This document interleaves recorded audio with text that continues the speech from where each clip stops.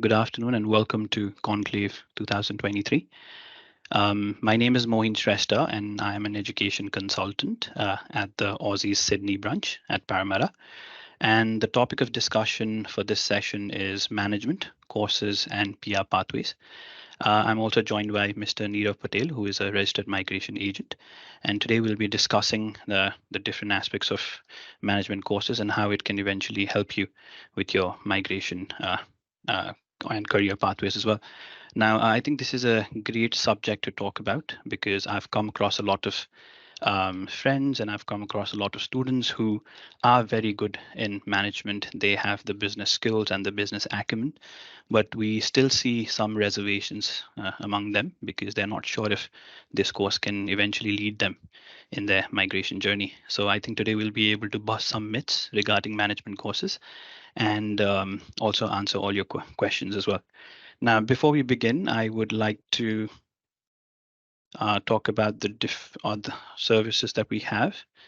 Just trying to check if my...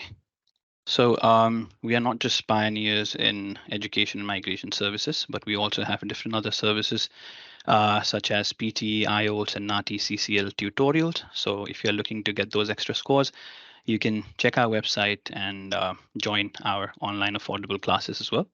We also have Get My Policy, wherein you can compare different health policies and purchase them as well. And we also have Professional Year for all the engineers, IT professionals, and accountants who wish to join the Professional Year. So it's basically Aussizz is a one-stop solution for your education and migration needs. Before we start, I would also like to quickly give a shout out to our 𝐤𝐴𝐳 mobile app. So you can download this app via App Store and Google Play, and this will eventually help you in answering all your migration questions. You can also check different nomination criteria and eligibility, and you can also check if you're eligible for your PR pathway with this app. So you can spare some time and download this app from the App Store. Coming to the topic of discussion for today, we will be talking about different management occupations, such as hotel management, supply chain, construction, sports, and innovation and entrepreneurship management. And we will also talk about different scholarships opportunities for these courses. Starting with management and reasons to why choose management for your career or for your migration pathway. Develop a diverse set of skills that are valuable in various professional settings. So if you are good in strategic thinking, communication skills, you want to develop your financial literacy, problem solving and team management skills, and you can also manage teams, individuals, and organizations with the management courses. You can develop tools and skills needed to land leadership positions, have a broad knowledge in business, finance, economics, and marketing. And eventually you can also head up your own company by learning these multiple skills. The next slide, we will talk about general entry requirements of management courses, which is divided into 4 different parts here. So we've got diploma, advanced diploma, bachelor's, and master's. Now, when you apply for your master's or bachelor's or a diploma program, you go through certain steps and stages of application. And the first thing to do is to check your eligibility to see that if you are eligible to apply for this course. Now, if you come to diploma and advanced diploma, you need at least a completion of a year 12 degree and an English requirement of 5.5 overall in IELTS or equivalent in PTE. And a student must be 18 years of age. Now, it's the same with advanced diploma. Coming to bachelor's, you will need a completion of year 12 or equivalent and a minimum English requirement of 6 overall with no bands less than 5.5. However, for master's, you will need a 6.5 overall with no bands less than 6. And you would also need a completion of a year 12 or equivalent.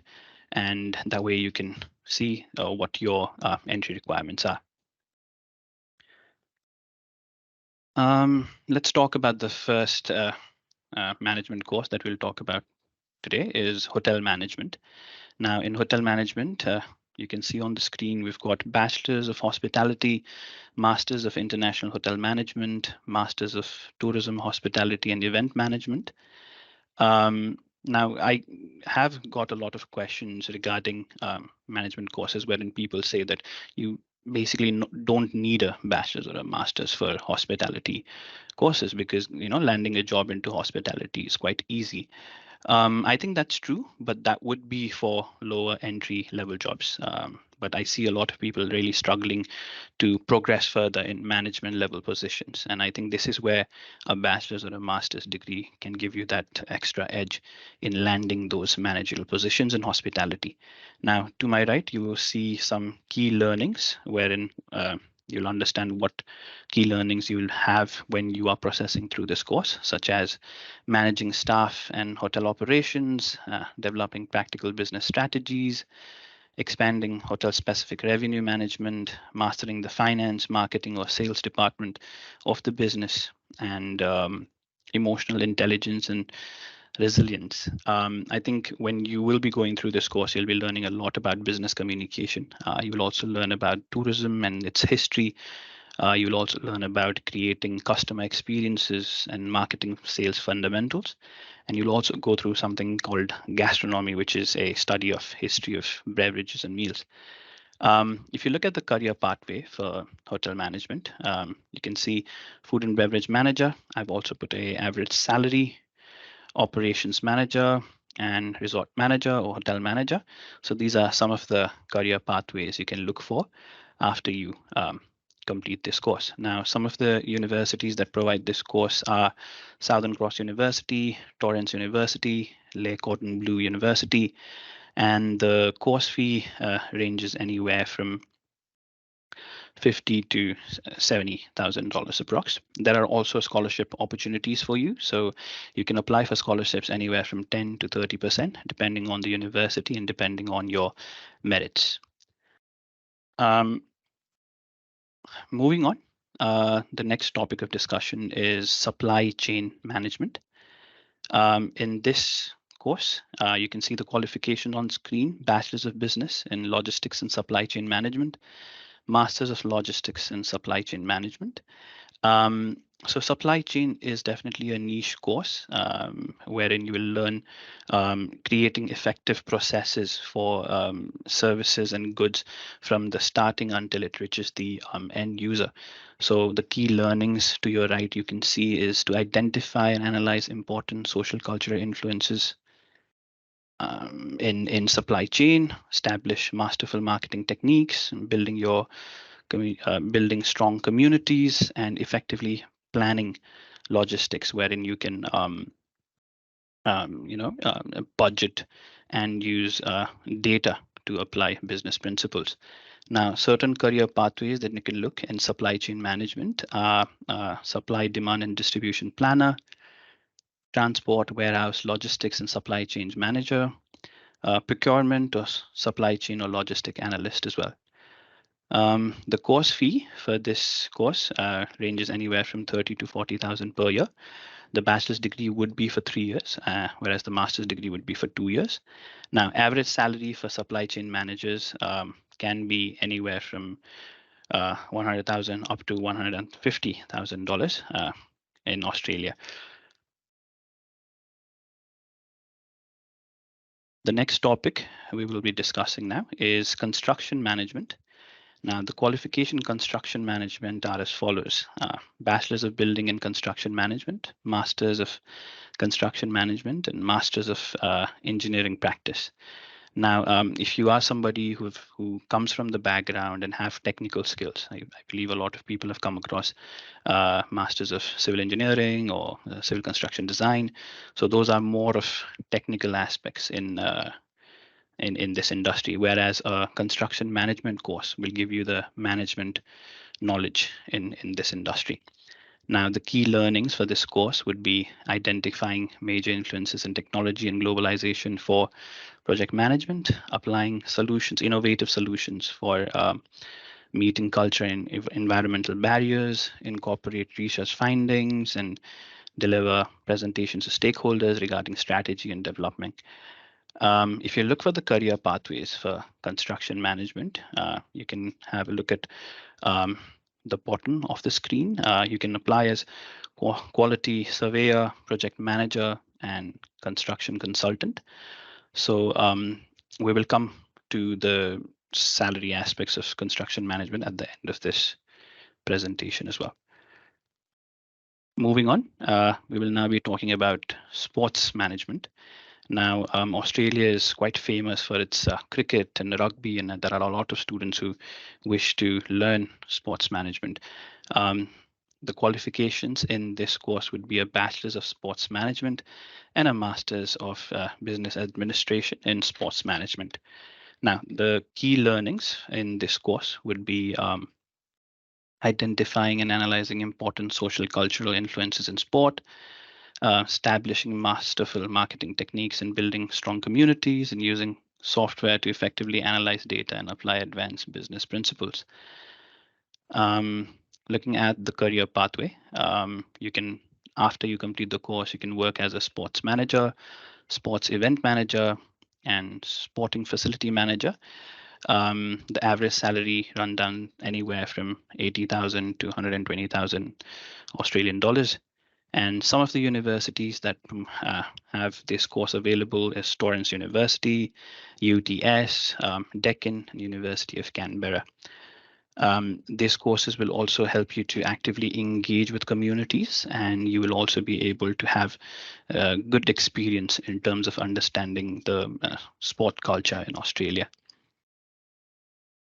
Finally, the last topic we'll be discussing today is innovation and entrepreneurship management. So the course that we'll be talking about is Masters of Management in Entrepreneurship and Innovation.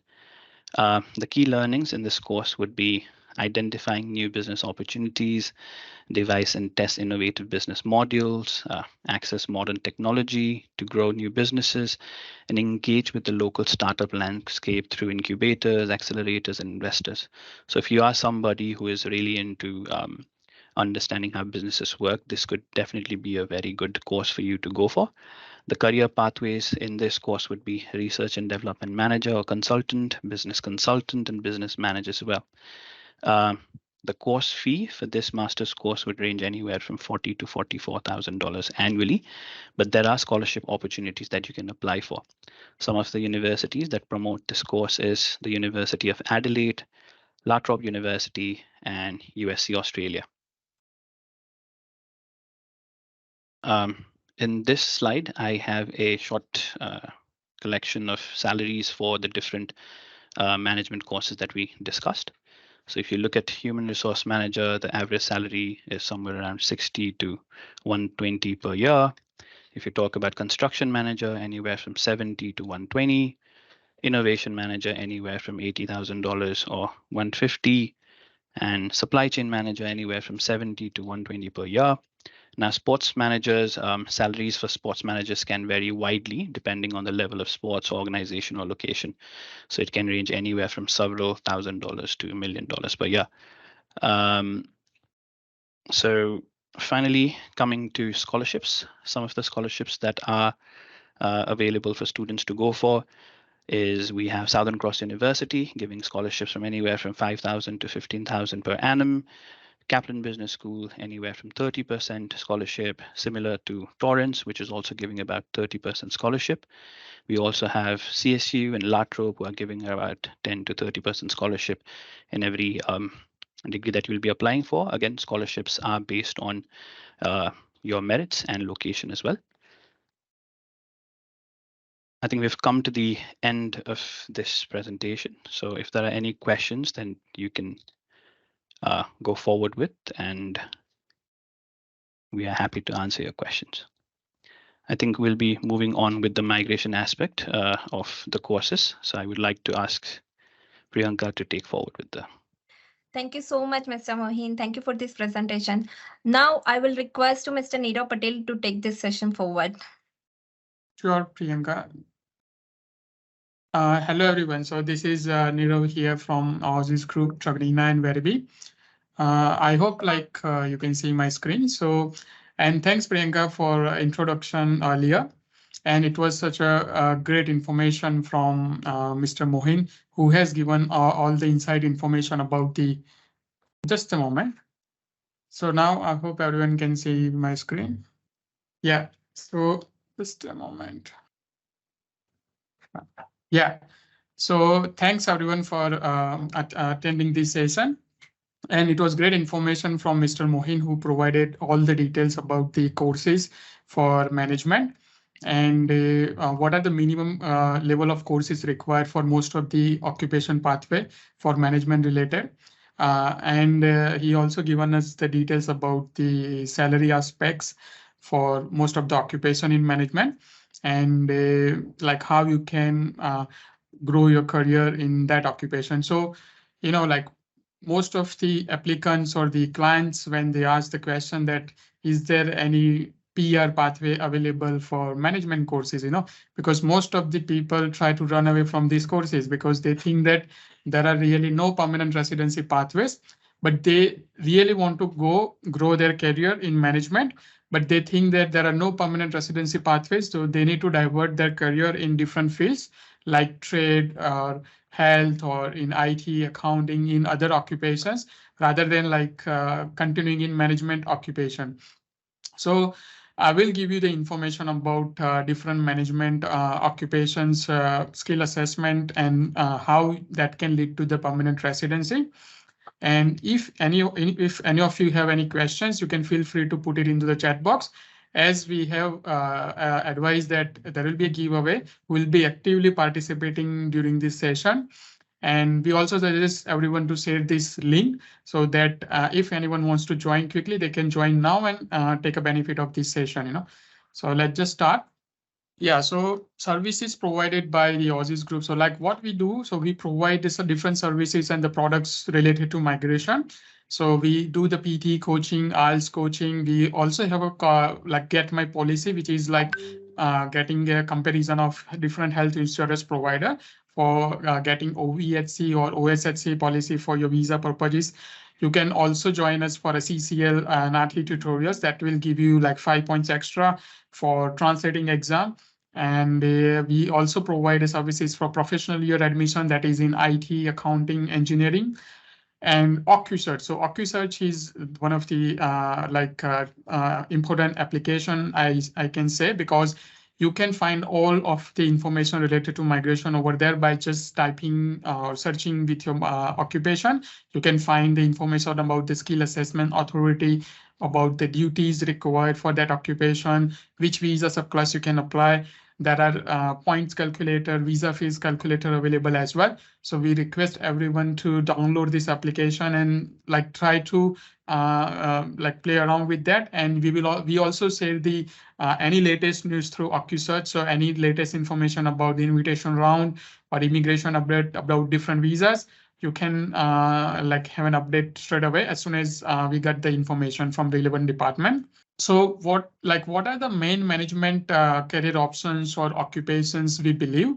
So one of the a few of the management occupations are supply chain management, hotel motel manager, management consultant, construction management, sports management, managing director, sales marketing manager, human resource manager. So these are just few. There are many others as well.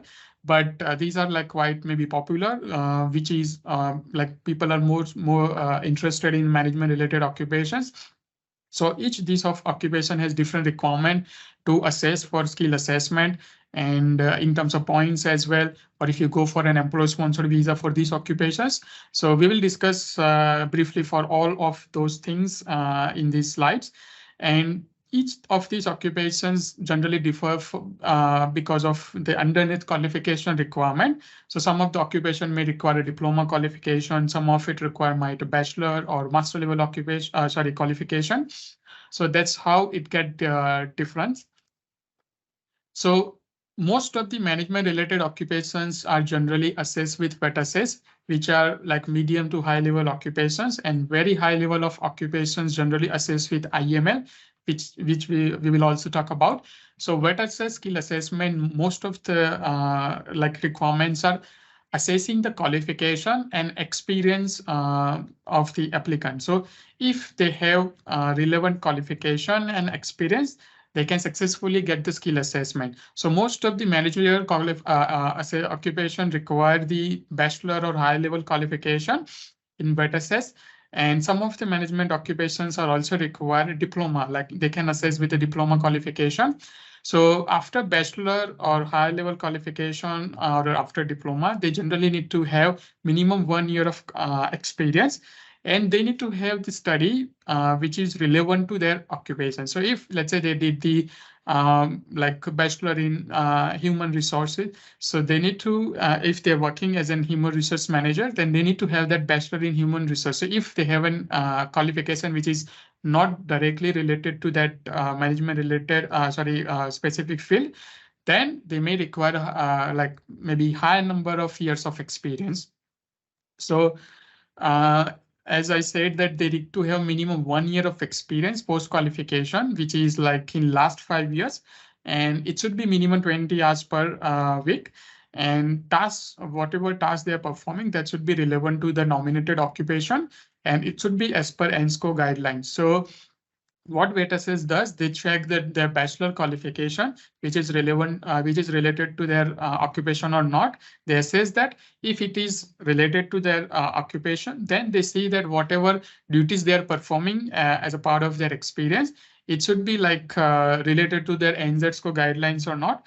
If yes, then they try to see that whatever duties they are performing are like practically possible. And sometimes because some of the HR related role or other occupations may have duties which require lower level task. If they are performing a lower level task in that occupation, they might not consider as well, you know. So it is like very important to have like experience, verifiable, and at least it should be at an appropriate skill level, I believe.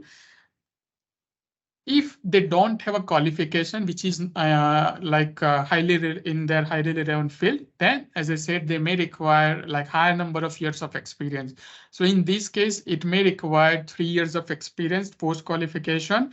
That if their bachelor is in general management qualification and their experience is in let's say specific human resource, or maybe in like specific I would say supply chain, not supply chain, the like hotel motel manager or like construction project manager, you know. So in those occupations, they will need a specific qualification. If they don't have a specific qualification, then 3 years or different experience may require. One good thing about this experience that it is not necessary to be a full-time. It can be a 20 hours per week, or anything more than that should be fine. So if you're working 20 hours per week, then it could be like easy for you to get skill assessment. For example, someone has done the bachelor or master qualification in management overseas. They came here to study master course here. And while studying their master, if they got a job related to their bachelor degree overseas in the management related occupation, then working for 1 year and 20 hours per week, they can get the like skill assessment successfully done through 𝐻𝐵𝐻. This experience could be reduced if they have any relevant diploma level qualification in relevant field particularly. Then the experience requirement could be reduced from 3 years to 2 years as well. So like, as you can see, focusing on the study in the experience, and these are the 2 critical factors to get a skill assessment. So that could be the reasons like people try to avoid studying management related courses, or even if they have the management related qualification and experience, sometimes they get the negative outcome of their skill assessment due to like not matching the duties as per the 𝐸𝐴𝐧𝐿 guidelines. And because if it's not matching or if it's not verifiable as per the 𝐸𝐴𝐧𝐿 guidelines, then 𝐻𝐵𝐻 is generally very strict, and they can give you unsuccessful outcome about the duties for that occupation. So these are the like 4 common management related occupations, I believe, that is assessed with 𝐻𝐵𝐻. So first is management consultant, then hotel and motel manager, construction project manager, sports center manager. So I would say for hotel and motel manager and the sports center manager, it doesn't require to have a bachelor or master. even if you did the diploma qualification related to that, and if you have a 1 year of experience, 20 hours per week after that, then you can get a successful skill assessment in that occupation.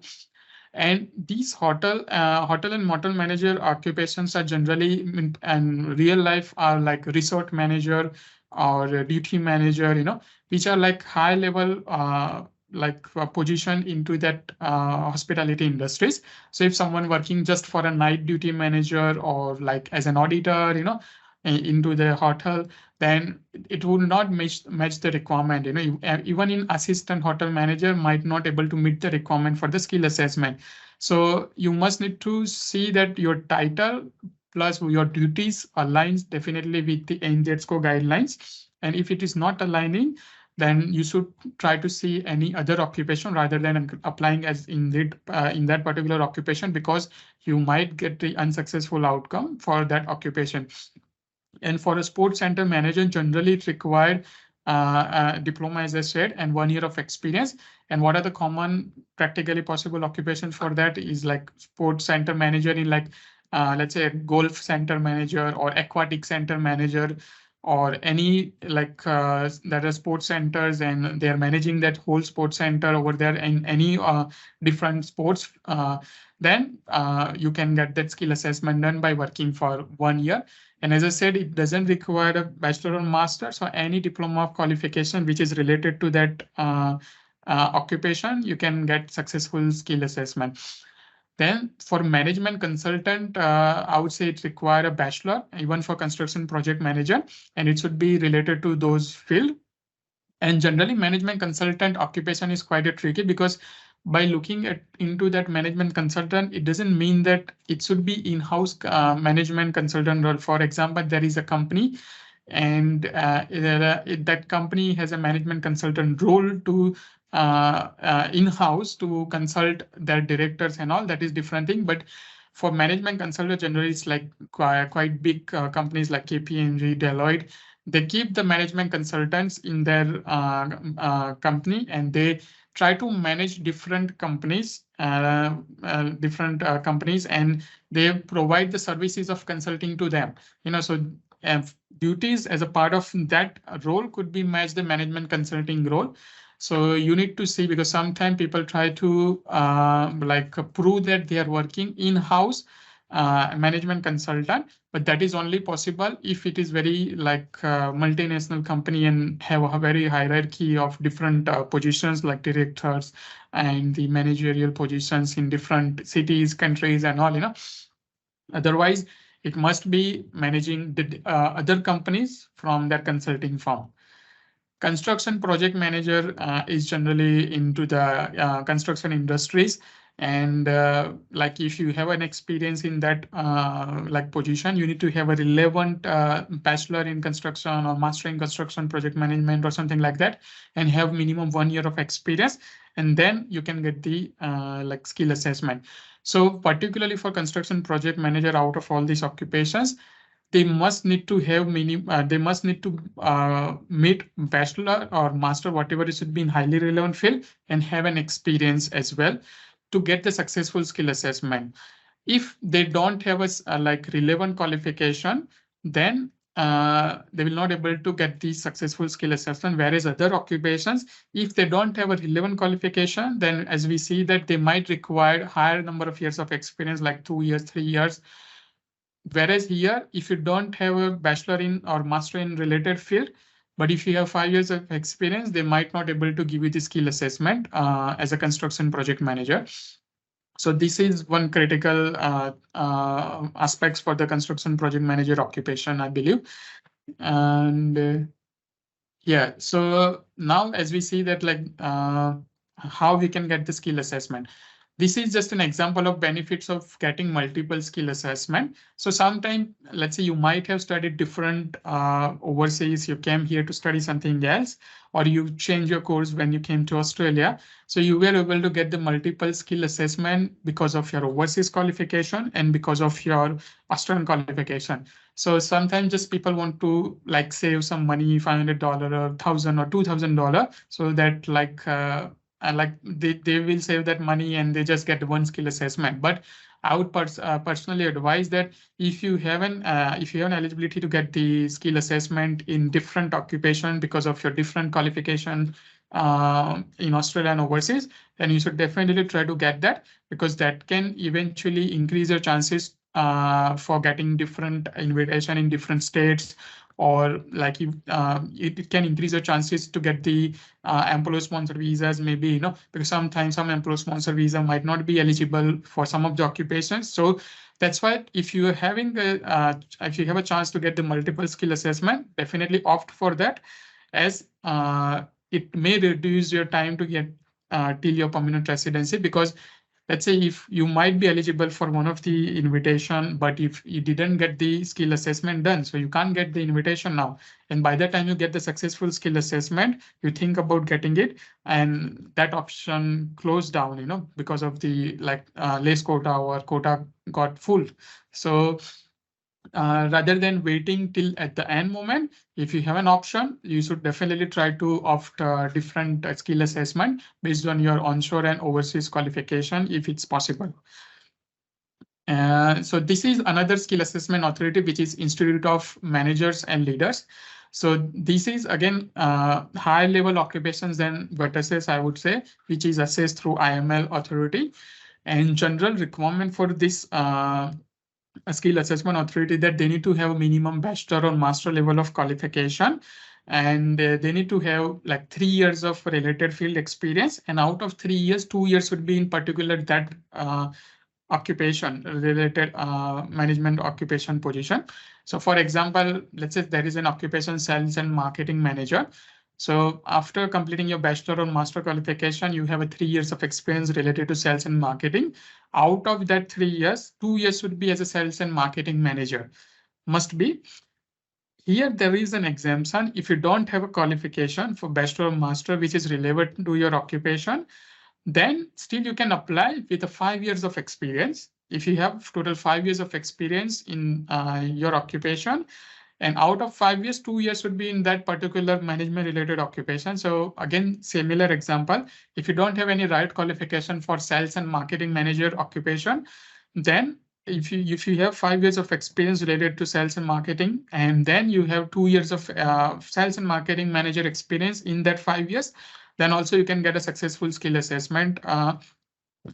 And here in IML authority, generally they try to say what level of position you are in the company, and to whom you report, if you have a subordinate managers under you and or not. So those things matters, and the duties which should be aligned with the 𝐤𝐳𝐬𝐿 guidelines.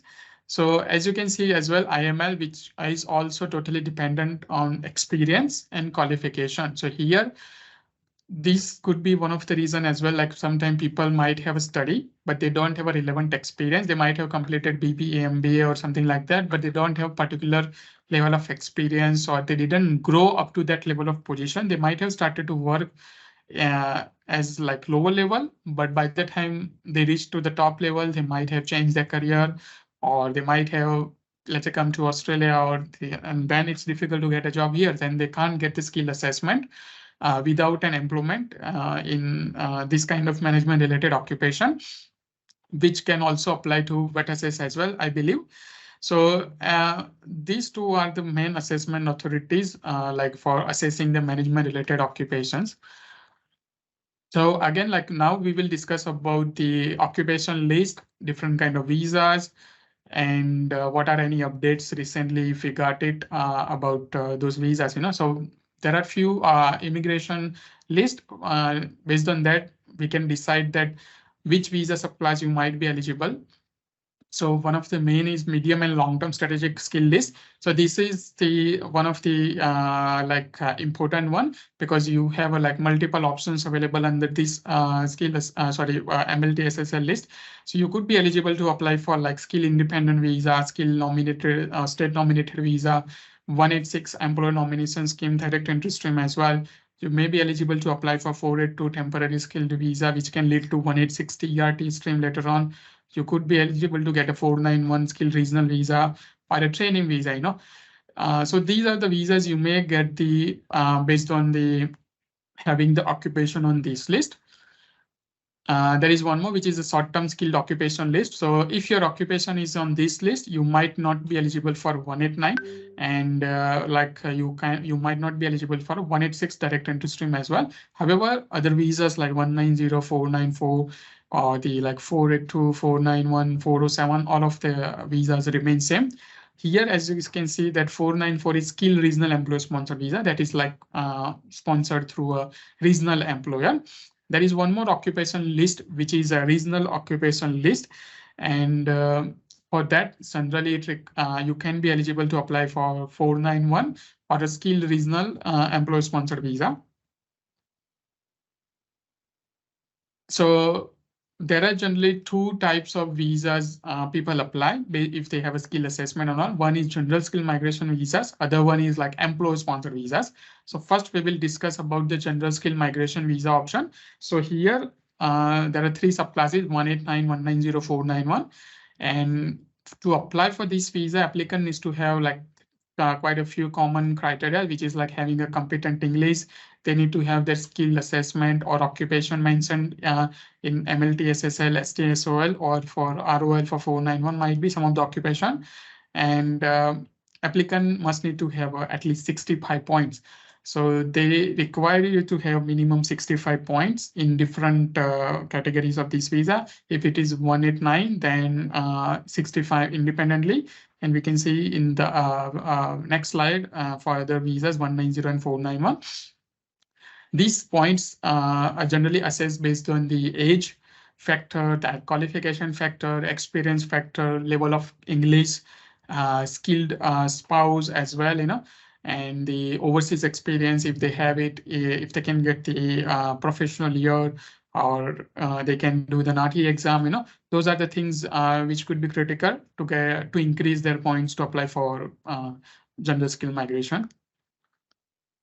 So as I said, for 189, they need to have minimum 65 points, and as an independently to apply for that expression of interest, you need to get a skill assessment, 6H, and this is like direct permanent residency pathway. And there is a 190 state nomination pathway, which is again 60 points independently, 5 points through a state nomination, and rest of the requirements same, and that can lead to the permanent residency. And the 491, that is regional or relative sponsorship. So here you need to have a 50 points independently and 15 points from the state or 15 points from the relative. So that can make it total 65 points. And you can wait for the invitation and you can get that temporary like permanent provisional visa, which is 5 years. And that can lead to permanent residency 191. I think one of the important announcement immigration has did recently that if you have like 491 visa for 5 years, then there is no minimum income requirement to apply for a 191 subclass after 3 years. You just need to have minimum 3 years of residency on a 491 in a regional and 3 notice of assessment. You need to submit it, and then you can get a 191 visa after 3 years. As previously people were concerned about minimum income requirement, that was previously 53,900, and recently immigration has tried to increase it to 70,000 for some of the employer sponsored visas. So that's why people were confused, but now everything is clear. So like you don't need to have any minimum income requirement for 191 visa. So that was definitely like general skill migration, and now we will be talking about the employer sponsored visa in different category. So first is temporary skill shortage 482 visa. So this is like a temporary visa generally sponsored through MLTSS or STSOL, so for this visa subclass, you need to have a sponsor who can nominate you for your position into their business. That visa could be up to like 4 years as well. And if it is short-term skilled occupation, then you can get it for 2 years, and you can like get it another for 2 years. Previously, there was limitation for like applying STSOL 482 visa, short-term 482 visa, maybe for 2 times as well. But now they have removed that limitation currently, so you can you can do the multiple times a visa application for that category. And to apply for this visa, you need to have minimum 2 years of full-time work experience in last 5 years. So if you don't have a full-time experience, if you have a casual experience, then generally they do not consider, and they do not like grant the visa. But if you have a 2 years of full-time or equivalent part-time experience, then it could be considered. And again, like if you have a 3 years, let's say that can, if you have your 482 visa on a medium and long-term skilled occupation list, and it is for 4 years, if you continuously work 3 years on the 482 visa with the same employer, then same employer can do a transition visa, which is transition like TRT stream for 186 subclass, and that is a permanent residency. And if you continuously work for another 2 years on 186, then like you will be already permanent residency by getting 186, but you have you have signed a contract to work with the employer for 2 years even after getting 186. But as I said, these visa generally lead to permanent residency if you have all your direct all your occupations or all your visa which is in the medium and long-term skilled occupation list. One of the major changes immigration has announced on this visa that from 1st of July, the minimum salary requirement for this visa subclass would be 70,000 plus super. So that is just minimum. However, for each occupation, it could differ based on the city, based on the company, you know. So you need to prove that whatever salary you are giving to the nominated applicant, that should be not less than what generally Australian citizen or permanent resident getting for that particular position. And apart from that, as I said, you need to have a sponsorship and nomination approval for 482 visa. And in future, immigration is planning that if you get 482 visa through STSOL as well, they will be also eligible to get a 186 TRT stream, as Department of Home Affairs Minister announced in few months back that they are planning to open up the pathways for the short-term skilled occupation as well. But they have not announced yet when they will do it. But definitely, as it is not possible now, but it could be possible maybe after a year, that all the short-term skilled occupation as well getting 186 through TRT stream and get their permanent residency. So this is again 186 through direct entry stream or TST stream. So to applying for the direct entry stream, you need to have minimum 3 years of full-time experience in last 10 years and skill assessment and a 6 years. So through that way, you can get the 186 visa. And if you have a 3 years of experience on a 482 visa, as I said, for the same employer, then you can get a 186 through TRT stream. And minimum age requirement for this visa subclass is 45. If you're above 45, then it could be not possible until there are some exemptions available to transitional arrangements. But immigration may also plan to change or increase the age requirement. So maybe maybe they can change it to 50 as well. However, there is no such confirmation, but we may think that they may do it when they will change the requirement for 482 to 186 in near future. And as I said, skill assessment is one of the mandatory requirements for direct entry stream. So again, as I said earlier, that you must need to have a skill assessment.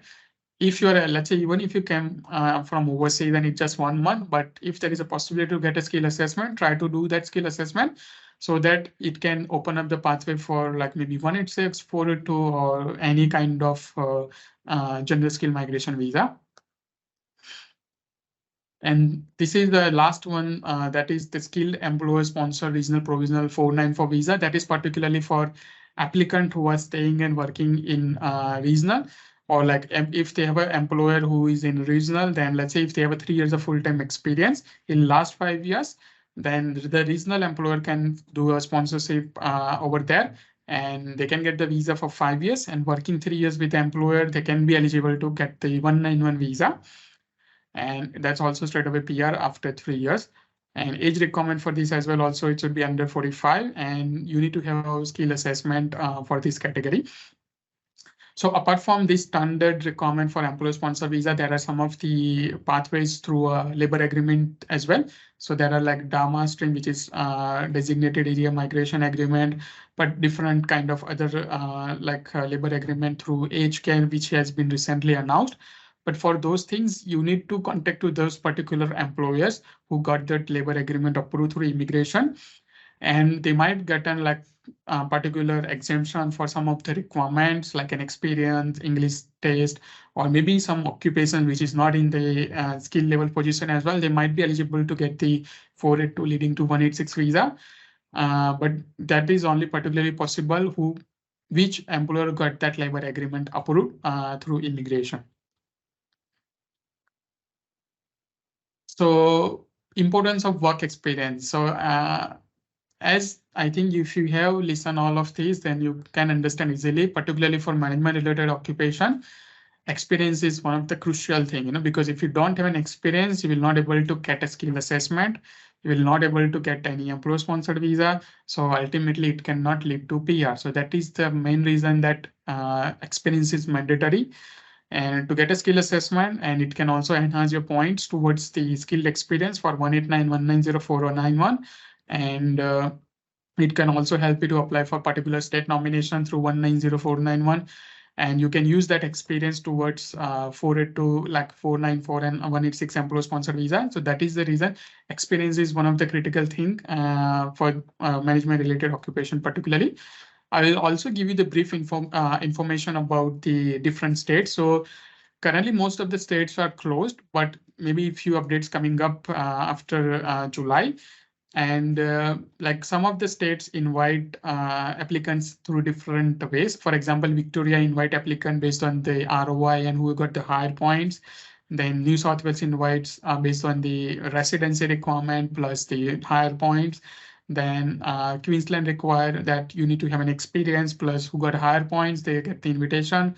ACT invites that based on their own Canberra metrics point system. Tasmania invites that if you have studied over there, if you have like experience over there, and then they prioritize those kind of applicants. Northern Territory invites again, like if you have studied over there, if you have an experience, or if you have a longer stay over there, that could be possibility to get the invite. And for South Australia has a different stream like graduate stream, working stream. So and for WA, you need to be residing over there. You might need to have a job offer letter, and who got the higher points, they could be invited. So those were the requirements which was like for this financial year, but it may change after July 2023. So like we suggest everyone to keep following your page for any update. If you have any questions, like you can contact to any of our nearest branch for that. So, and we will also update those things at a broader level on our social media pages. So again, in a nutshell, let's say I would say what are the basic important steps until you reach your like permanent residency. First, you need to identify suitable occupation. So based on your qualification, based on your experience, you must need to be aware which occupations it falls under as per the immigration list. And once you know that, then second step would be getting a skill assessment for that occupation. As you know, that skill assessment also one of the crucial part to get a permanent residency.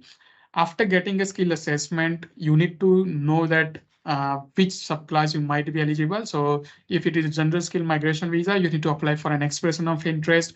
Or if it is an employer sponsored visa, then you might need to like look for a job in your field and try to find any employer who can sponsor based on your skills. And once you do that, then just lodge a visa. If you get invited for a GSM, or if you find an employer, then we can apply for the employer sponsor visa. So these are the basic 4 steps you need to understand before applying for PR, and you need to focus on all those 4 steps, as all those 4 steps are very crucial.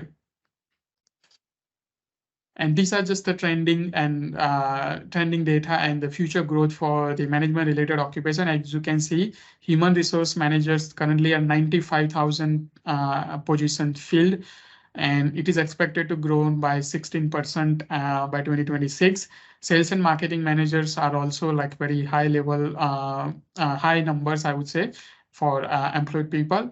That is like more than 100,000. And however, there are no future trends data available for that occupation, even for management consultants. But management consultants roles employed are less compared to human resource and the sales and marketing manager. And even hotel and motel manager roles are like lower compared to all those 3 occupations. However, like this, as you can see that it's not difficult that, or it's not that like I would say not, you can say that it's not possible to get a job here. As you can see, these data that everyone is working in that occupation. So if you have right qualification in that management roles, and if you get a job here, And if you get a skill assessment points or employer, you can get a permanent residency, or it can lead to permanent residency pathway, rather than changing your course to different things, or rather than changing particularly your career where you are not interested into. So yeah, I hope this clears all of your doubts. And if you have any questions, you can still put in, and we will try to answer all the questions which are, I think, there. So yes, Priyanka, hand it over to you. Thank you so much, Mr. Nirav, for this presentation. Now we are moving forward with answering the question. So the question is for Mr. Mohin. Mr. Mohin. Yes. So the question is, do these courses are available in all states? I think that's fine. I will answer that. So most of the courses for related to my management are available generally on most of the all of the states, because there are different universities and colleges available to study, like MBA, general MBA, or any specialization MBA, or even if there are diploma in hospitality courses or related to sports management courses. So most of the states generally offer those courses in different universities and colleges, I believe. Thank you so much. Now coming up with the next question, do we need skills assessment to be valid at the invitation day or visa lodgement? Usually you need to have a valid skill assessment before you apply for an expression of interest or lodging any state nomination application. But recently immigration is quite liberal because of one of the case which happened previously.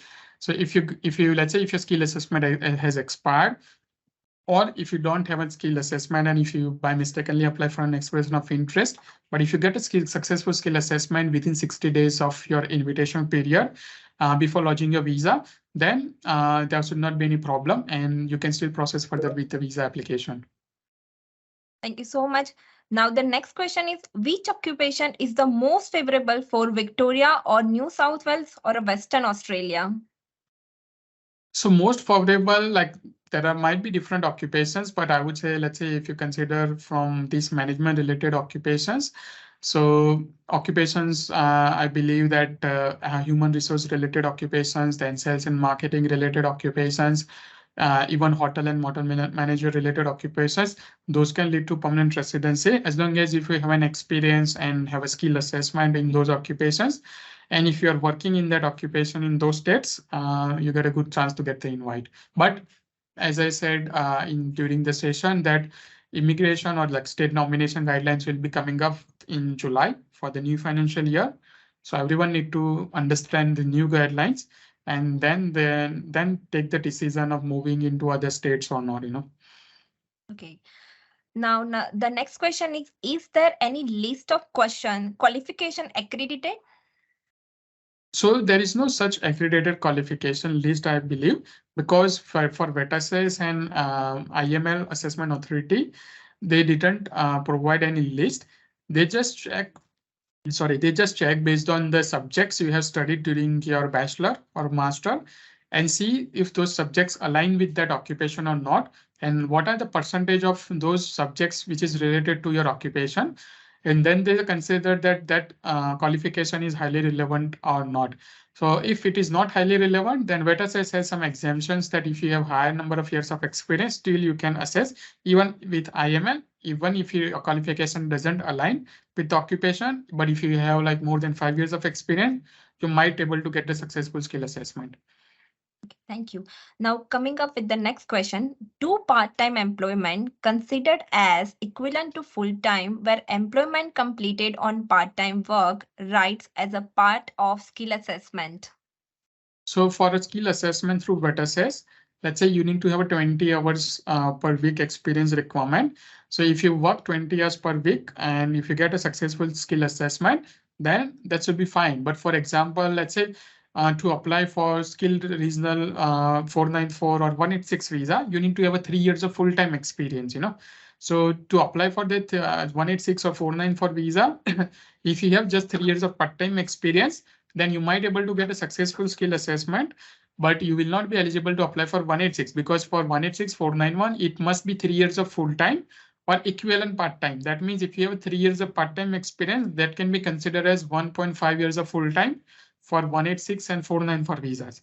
So it has two different requirements to apply for skill assessment and whatever the experience requirement for those visas. Okay.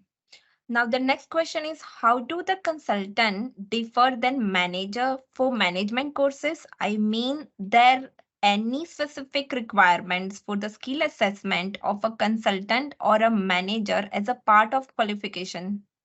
So as a part of qualification, as I said, that whatever you have studied, it should be relevant to your occupation. So whatever subjects you have done, that should be related to your occupation. So I given an example that if you did just MBA, which is General Master of Business Administration, but if you want to apply for a skill assessment as a human resource manager, then if you don't have studied enough subjects for human resource as a part of that general MBA, then they will not consider as a highly relevant field study, and you might need to have few more years of experience to get a successful skill assessment.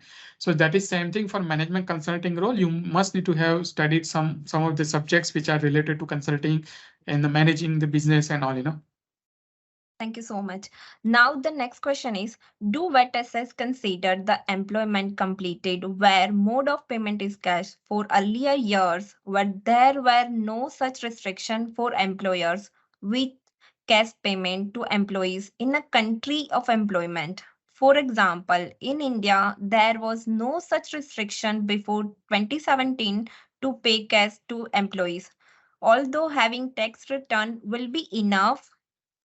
So it depends on case by case basis, I believe, because sometimes, let's say if you have worked overseas and if you have worked as like on case payment, then they don't have any proof to prove that they worked apart from those like experience letter, then it might be difficult to prove. But if you have like experience letter, employment contract, your salary increment letters in between, your income tax return for whatever cash payment you have received from company, if you have a salary certificate, if you can get a colleague declaration, if you have a work samples as well. For example, if you are working as an like marketing specialist, then if you have done any marketing activities, then your portfolio, what you have done during that company, what projects you have worked. So those are the way you can convince to the officer that yeah, you worked on a case, but really like you got all the other documents to prove that they should consider their application. Thank you so much. Now we have another session, so we have a very limited time. So thank you for your time for being attentive in this session. We have upcoming session for accounting courses and PR pathways, as well as for employee sponsor visa and global talented visas. You can find link for each session for today in the chat box. And if you have more queries, please reach out to our nearest branch. Thank you so much. Thank you, everyone. Thanks Thank for you. attending the session.